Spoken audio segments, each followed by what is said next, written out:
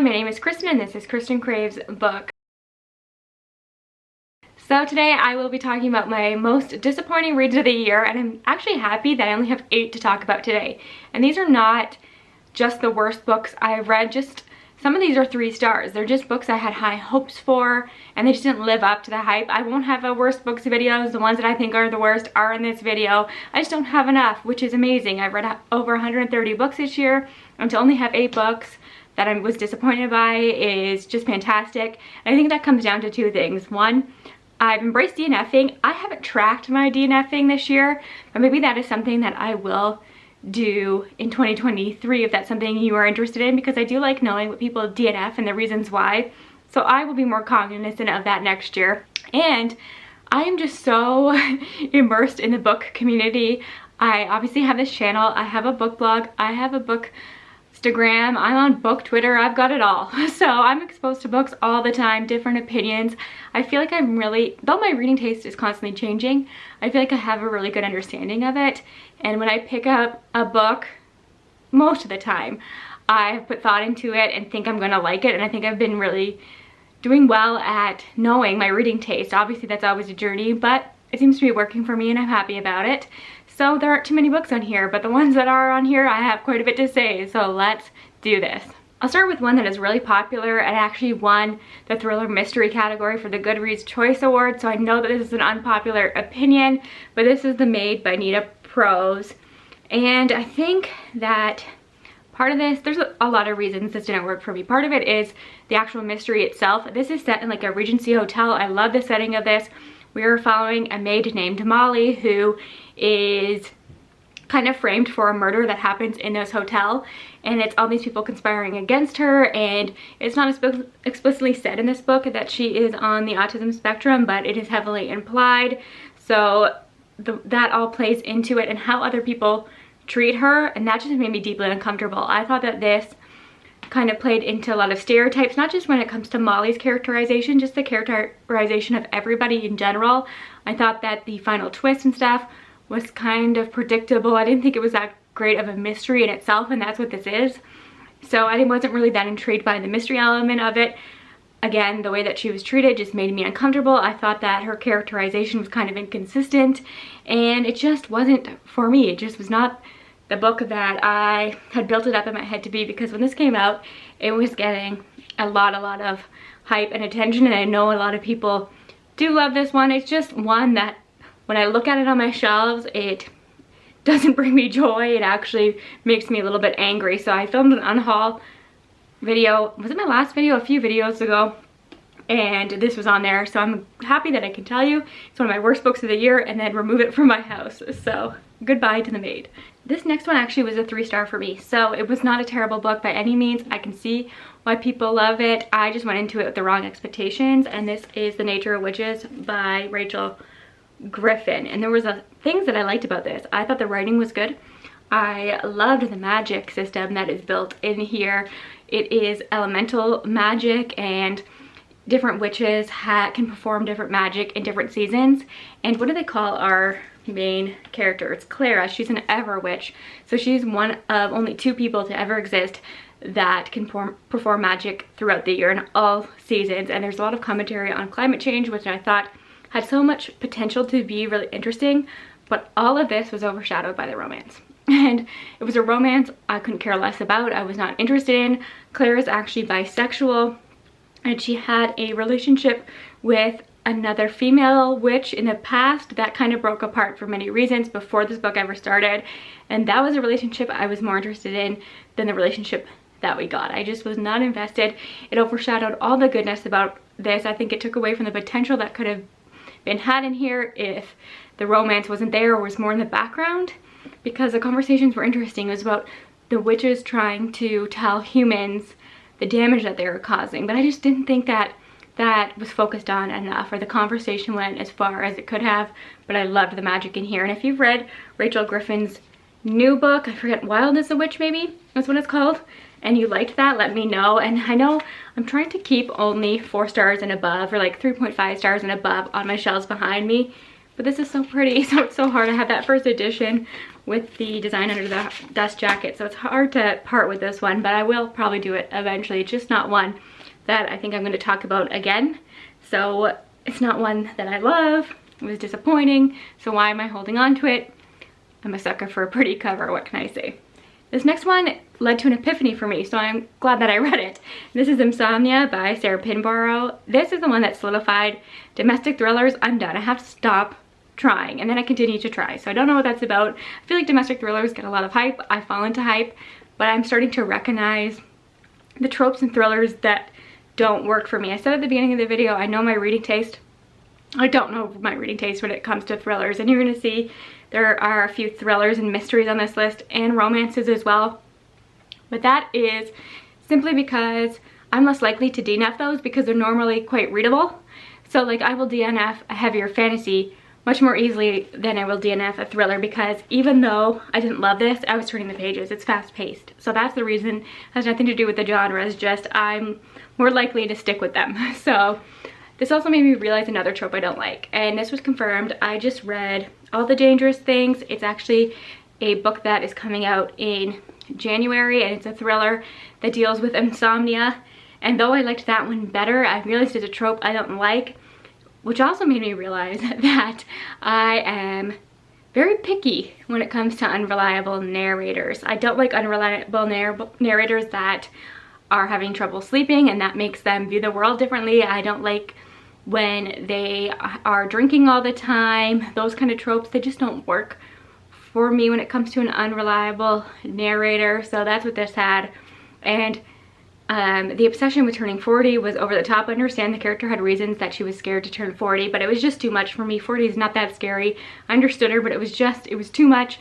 I saw the twist coming. I know that Sarah Pinborough is a really beloved author. I want to read Behind Her Eyes, but I was spoiled for the big twist in that one, so I never picked it up. But I don't know, I just don't think this is my thing. So, passing this on. This next one is probably my biggest disappointment because it's been on my shelves for so long. This is American Gods by Neil Gaiman. I've hyped this up in my head for years. I've had this 10th anniversary edition since it came out probably in 2011, 2012. I've been looking forward to it forever. I've read some Neil Gaiman and loved it. So I just thought this was going to be a new favorite, and this was a slog. I really couldn't stand this. I liked the whole premise of like the old gods and the new gods, some discussions on technology and things. I thought that the themes were interesting and had potential, but he didn't really go there in a way that I thought was interesting. I actually found this quite boring. I didn't like our main character. There was some, now I'm not a prude in any sense of the word, okay? But I feel like he added like violence and sexual scenes in here just for this shock value, not because it added to the story. And if you've read this book, I think you know what scene I'm talking about in the beginning. But yeah, I just didn't get it. I just don't get this. And this felt like, doesn't feel like the Gaiman that I know, because I haven't read a ton of his backlist, but this doesn't feel like Neil Gaiman to me. I don't understand the hype about this one. I'm so sad that I kept hold of it for all these years and now I'm getting rid of it, but just, yeah, no. Not my kind of thing. Did not work for me at all. And then the last physical book that I own is Within the Sanctuary of Wings by Marie Brennan. This is the last book in the Memoirs of Lady Trent series. And I actually read this series with my booktube friends, and it's the way we connected and became friends. So I will always keep this series for nostalgia of it. And it was like my first time going live on YouTube, my first buddy reads on YouTube and stuff. So there I have that attachment to it. But overall, the series was disappointing because of this book. Actually, the third book in the series, The Serpent, what is it called? I forget. The Tropic of Serpents or something like that is actually my most disappointing, actually my least favorite book in the series.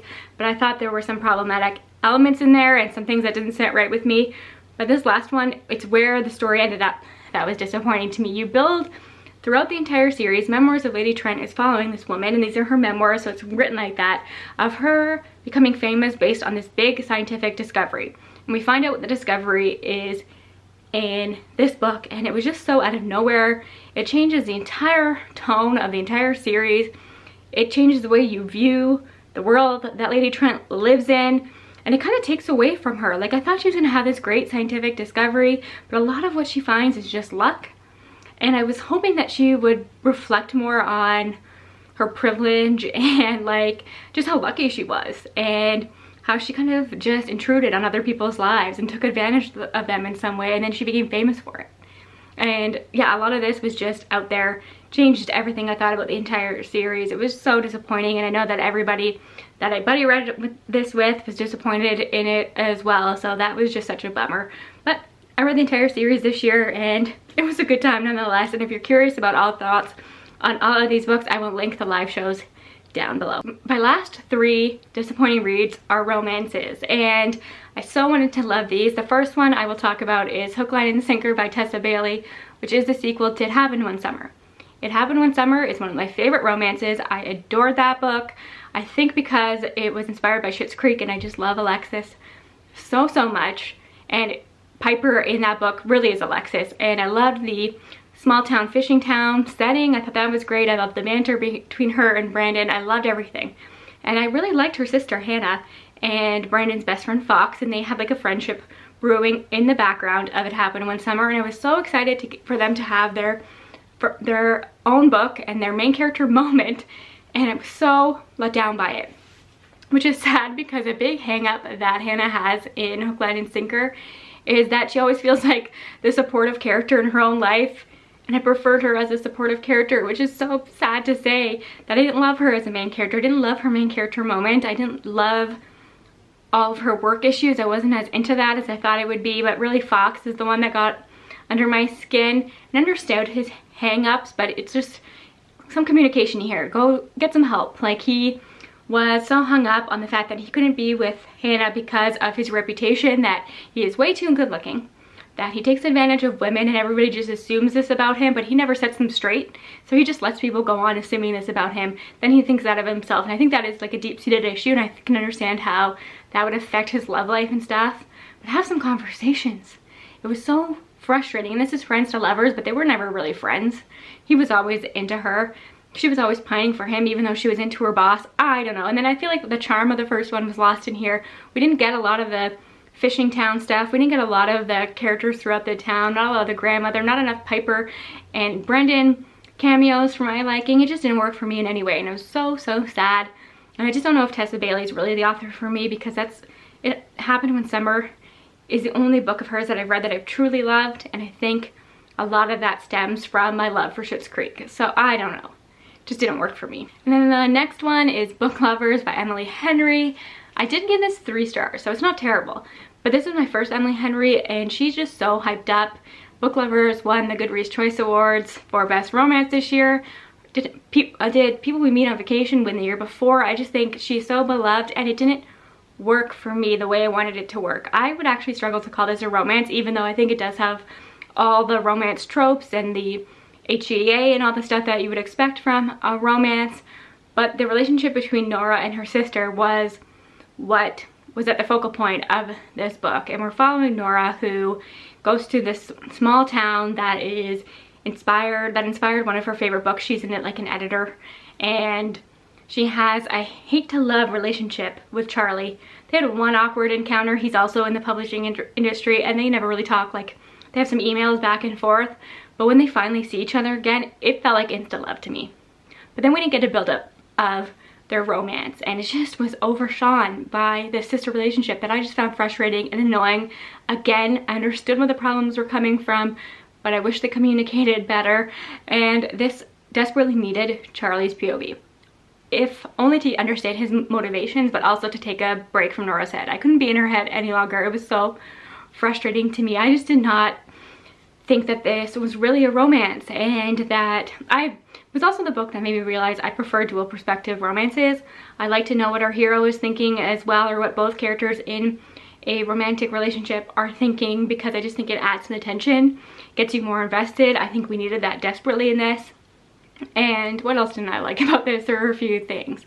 I know that Emily Henry was trying to like subvert the typical tropes that you might find, like the small town romance, the girl who leaves her high-powered career to move to a small town. But in doing that, I feel like she did fall into a lot of the tropes, and I wish she leaned into that even more. So there's just a lot of things that didn't really hit for me in the way that I was wanting them to hit. So I don't know if I will try more from Emily Henry, but we'll have to see on that. I just wanted to love this so much because it does have so many of the tropes that I love. And then the last book, and it's Arguably my most disappointing, the worst book I've read this year is Love in Other Words by Kristin Lauren. I have some serious issues with this, and it all comes down to the ending, and it would be spoilery, so I will get into that later, and I'll warn you the spoilers. I just feel like I have to say it. But I like the tropes in here. I like Friends to Lovers. I love second chance romance. I enjoyed Every Summer After, is that what it's called? Came out this year that everybody really liked, and it was like the same kind of tropes, and it was mess. I liked that. So I picked up Love in Other Words thinking it would be like that, and it has those tropes, but the reason that they stopped talking is so problematic to me, and I struggled with it also. When they haven't talked in 11 years, something happened when they were together as teenagers that stopped them from talking for 11 years. He runs into her at a coffee shop, immediately goes home and breaks up with his girlfriend that I think he lives with. Does he live with them? Her? They've been together for a while, and he sees this girl that he was in love with as a teenager and breaks up with his girlfriend right away, which I just thought was ridiculous. And then there's so much pining. They haven't had it. I can't even go here. It's so hard to talk about this without spoilers. Something happened to her, and I just can't believe he never went on Google. I can't wrap my head around that. I don't know how somebody that you're so in love with, that you're gonna break up with your girlfriend of a few years, the moment you see this girl from your childhood or your teenagehood, you never thought to Google her at that time. I find that ridiculous. I don't think that's true or plausible. No. And then, okay, I just have to get into the spoilers of this, but okay, I'm gonna spoil the ending of Love in Other Words. The reason that they are not together, so I'm gonna put spoiler on the screen. I will do timestamps, and I will remove the spoiler when I stop talking about this. So the reason they weren't together anymore is because she thinks that he cheated on her. But what really happened was he was really drunk at this party. He was given a lot of alcohol, and this girl that's always been after him was taking advantage of him, and he thought it was his girlfriend.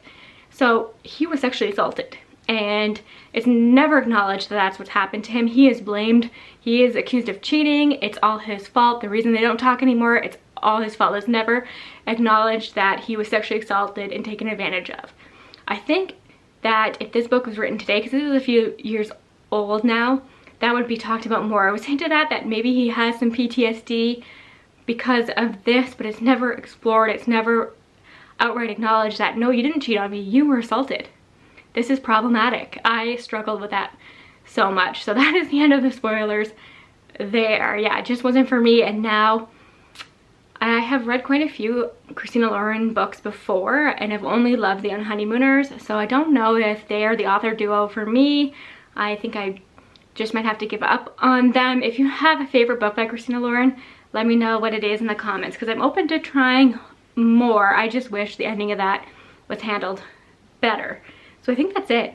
I think that's pretty good. To only have those 8 books be disappointing to me, I can't complain. Again, I will track my DNFs next year so I can talk about them with you. And that is it. I hope you enjoyed this video. My next video is going to be my best books of the year, which I had a hard time narrowing down, which is always exciting. So I can't wait to talk about those with you. Let me know what your worst book of the year was. And thanks again for your support. I'll talk to you again soon. Bye for now.